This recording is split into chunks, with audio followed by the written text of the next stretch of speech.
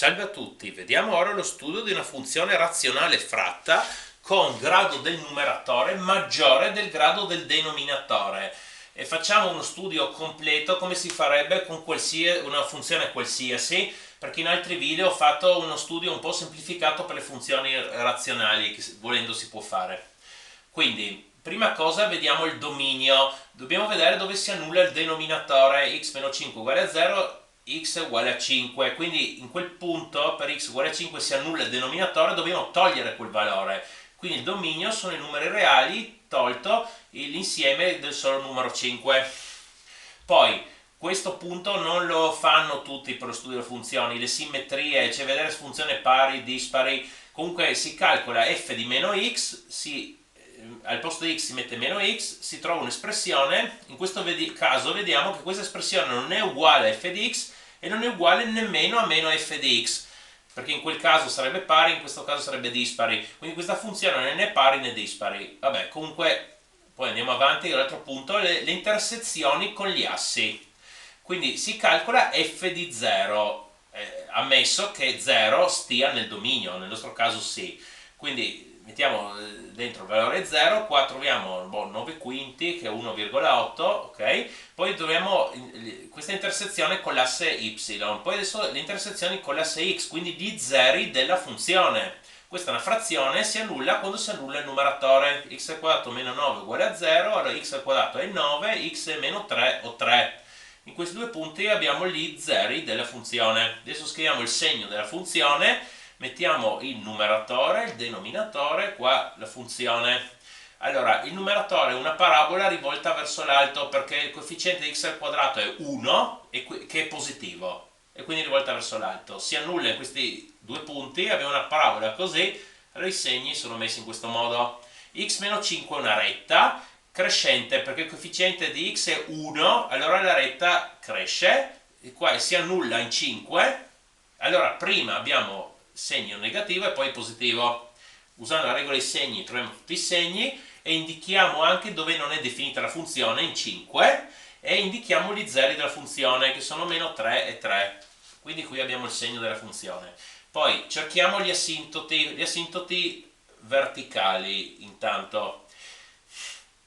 Ci aspettiamo asintoti verticali nei punti dove si annulla il denominatore, quindi ci calcoliamo il limite per x che va a 5 della nostra funzione, mettiamo dentro i valori, troviamo 16 fratto 0, questo va a infinito, quindi quando x tende a 5 la funzione tende a infinito, allora qui abbiamo x uguale a 5 e l'equazione dell'asintoto verticale.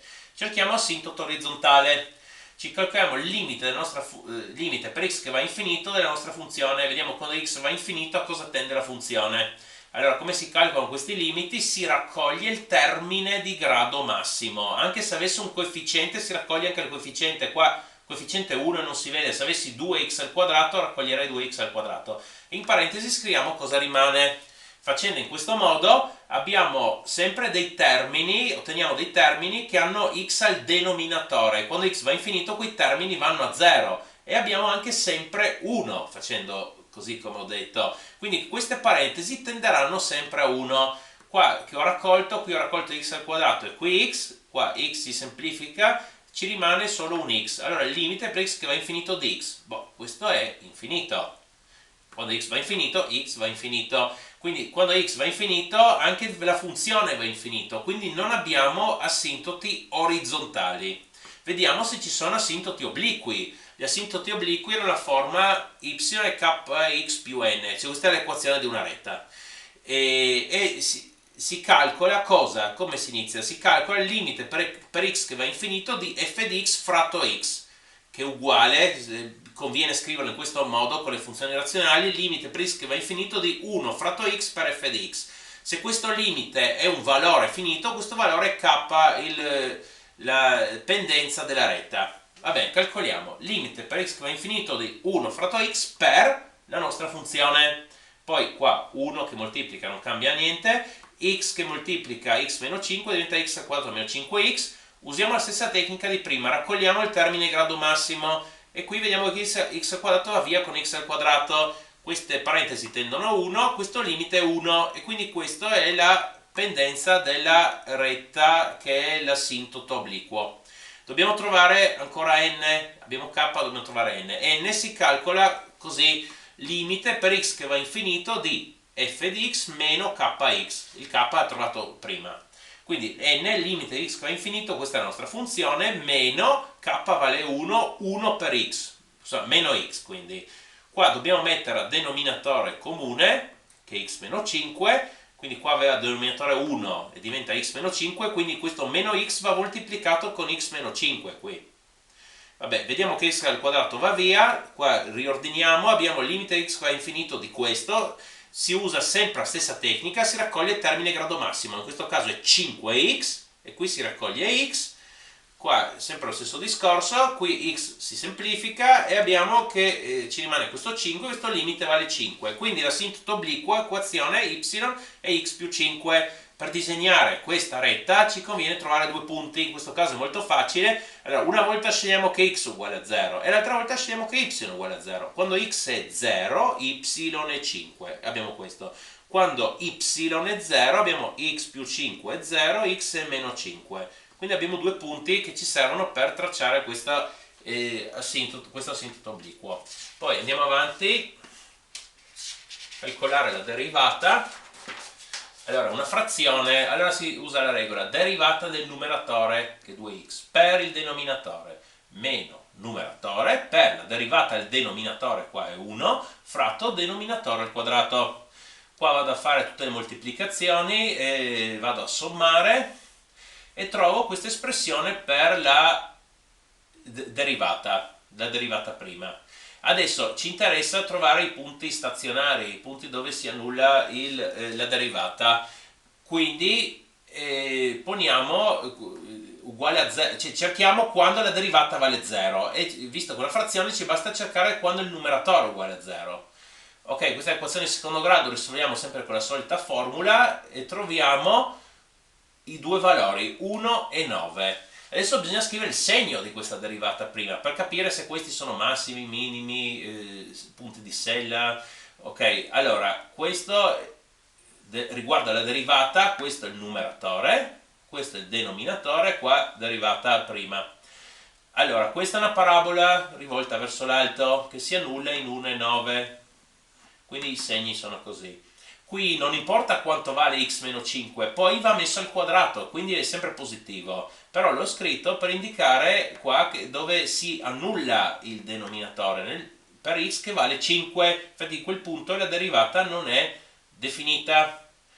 E invece la derivata si annulla in 1 e 9, ho indicato qua, si annulla 0, no? Boh, secondo la regola dei segni, qua troviamo tutti i segni, allora qui la funzione cresce, decresce, decresce, cresce. Qua abbiamo un massimo, qua abbiamo un minimo. Qui il grafico è spezzato perché qua abbiamo comunque l'asintoto verticale, avevamo per x uguale a 5, qua il grafico è spezzato. Ok, allora questo è il massimo, questo è il minimo. Per disegnare effettivamente il massimo e il minimo sul grafico troviamo quanto vale la funzione in questi punti. La funzione, non la derivata, perché sono punti del grafico. Poi la funzione è calcolata in 1, qua mettiamo dentro i valori, troviamo 2, quindi punto di massima, coordinate 1, 2, il punto di minimo, qua mettiamo 9 e troviamo 18, quindi punto di minimo, coordinate 9, 18. Calcoliamo la derivata seconda, usando appunto questa espressione della derivata prima.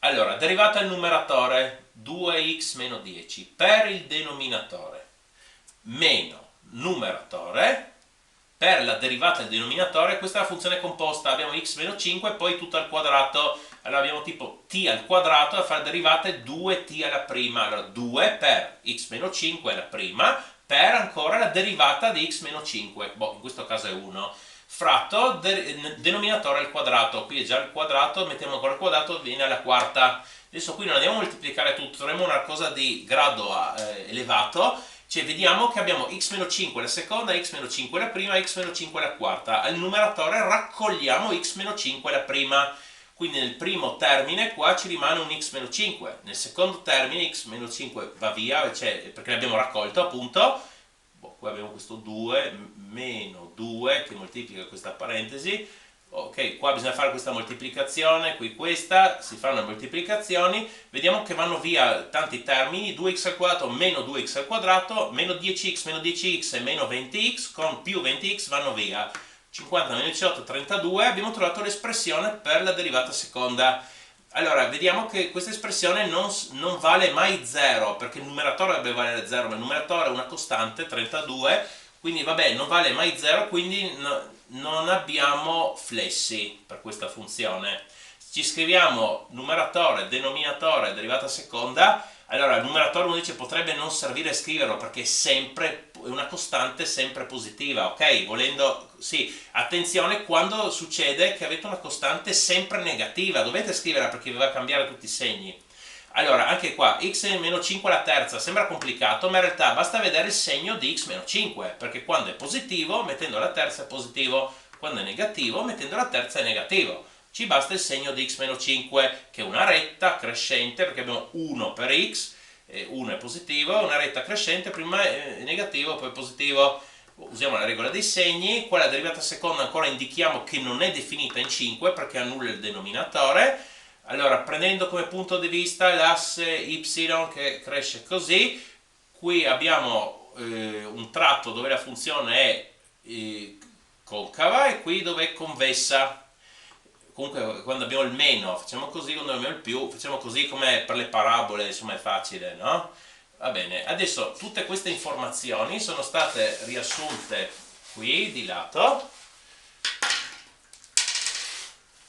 Allora abbiamo la funzione con anche indicati gli zeri della funzione, sono meno 3 e 3. Qua vabbè, poi la derivata prima con i massimi e i minimi che ho disegnato, questo è questo massimo, questo è il minimo, e vabbè, qua la derivata seconda. Qui abbiamo le equazioni degli asintoti.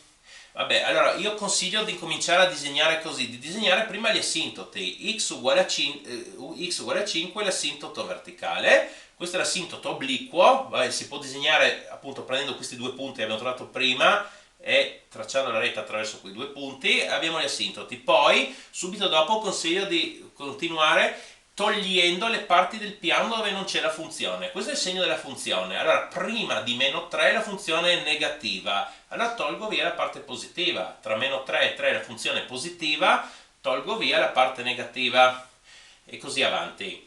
Allora, adesso, se uno non sa dove cominciare a disegnare, forse conviene guardare gli asintoti verticali. Qui la funzione proviene da qui perché non può provenire da qui non c'è il grafico, proviene da qui abbiamo uno zero della funzione, allora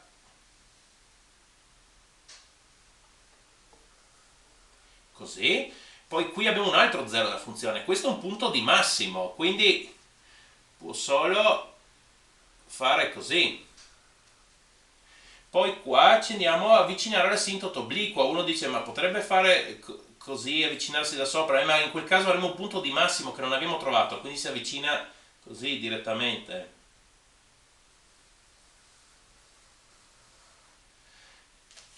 Poi qua abbiamo l'asintoto verticale, che non può venire da qua, abbiamo l'asintoto obliquo, stesso discorso qua, cioè il punto di minimo è proprio questo, appunto essendo un punto di minimo qua come facciamo? Cioè non c'è altra possibilità. E qua si va a avvicinare all'asintoto obliquo. Ok, questo è così il grafico, questo aspetto. Va bene. Per favore mettete un mi piace e iscrivetevi, grazie.